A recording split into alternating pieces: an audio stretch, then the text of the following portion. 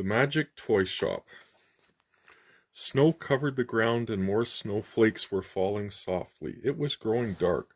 Only a street lamp lit the front of the toy shop. Inside, the old toy maker Cornelius was busy working.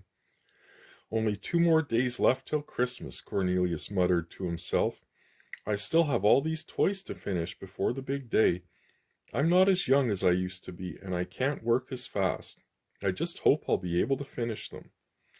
Cornelius knew that the boys and girls in his town were looking forward to receiving their Christmas toys, and he had made a special one for each child he knew. Just then Cornelius's wife Katerina entered the shop. It is past time for you to come home for your supper, she said kindly. You must quit for tonight. I can't stop now. I must keep working, said Cornelius. I have to finish this toy train before I can stop for supper. Little Charles will be disappointed if he doesn't have his train for Christmas. Cornelius pointed to a doll and a pair of skates he had just finished. At least those are ready for Caroline and little Tommy, he said. But I still have to make the wooden toy soldier for Edward. Christmas seems to get busier every year. At that moment the bell on the shop door tinkled. A poor woman came in with her 3 children. The children's eyes opened wide as they gazed at the wonderful toys. Look at that train, said the oldest boy, Peter. How I wish I could have it for my very own. Lisa, his sister, smiled shyly at the beautiful princess doll. Little Karen touched the cuddly pink bunny. But the mother sighed. She had only a few pennies to spend, certainly not enough for these wonderful toys. Sadly, she and the children left the shop.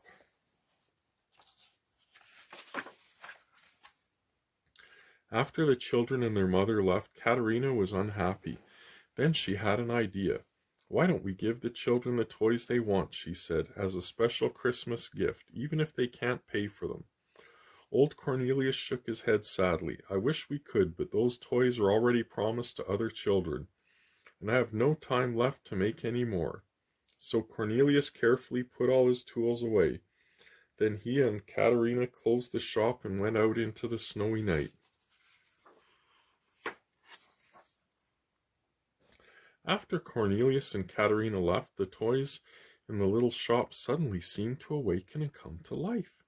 They had been talking among themselves. They had heard and seen the poor children wishing for Christmas toys. Then Harold, one of the most handsome of the toy soldiers, had an idea. We can help. We can make the special gifts for the children for Christmas. Oh yes, cried Brown Bear. I'll make the softest, most cuddly pink rabbit ever for little Karen. And we'll get started right now on the toy train for Peter, said Hans and William, 2 strong and clever toy soldiers.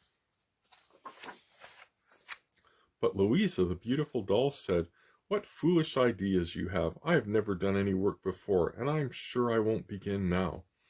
You silly toys go right ahead if you think you can, but don't count on me. She walked over to the corner of the toy shelf and watched as the other toys began to work. Hans and William, the 2 toy soldiers, were already busy putting together the engine of a toy train. Harold came over to help them. Brown Bear was sewing up the sides of a pink furry bunny. He called to Veronica, a gray elephant with lavender ears, to bring over plenty of soft stuffing.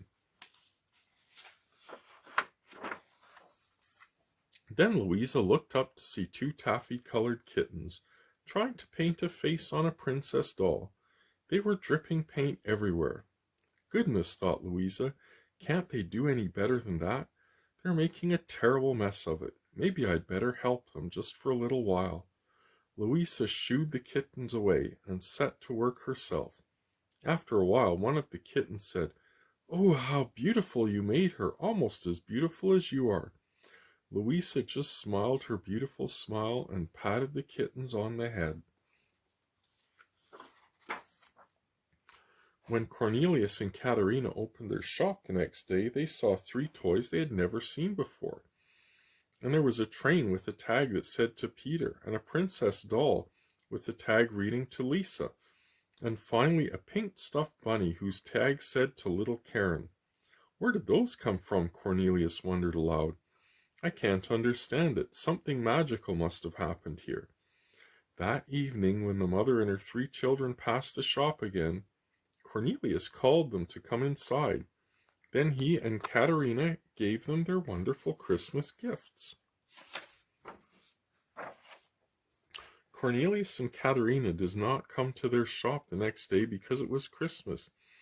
They stayed home to eat their special Christmas dinner. They were happy because they knew that all the children in town were playing with their new Christmas toys. But the very next day, when the Cornelius came to his toy shop, he took down the sign over the door. "What are you doing?" asked Katerina. "I must change the name of my shop," he said. "I will make a new sign. From now on, my shop will not be called the toy shop." You can see the sign there. "What will you call it then?" asked Katerina. "Because of the magical thing that happened this Christmas," said Cornelius, "from now on, this shop will be called the Magic Toy Shop." And that's the end of the story.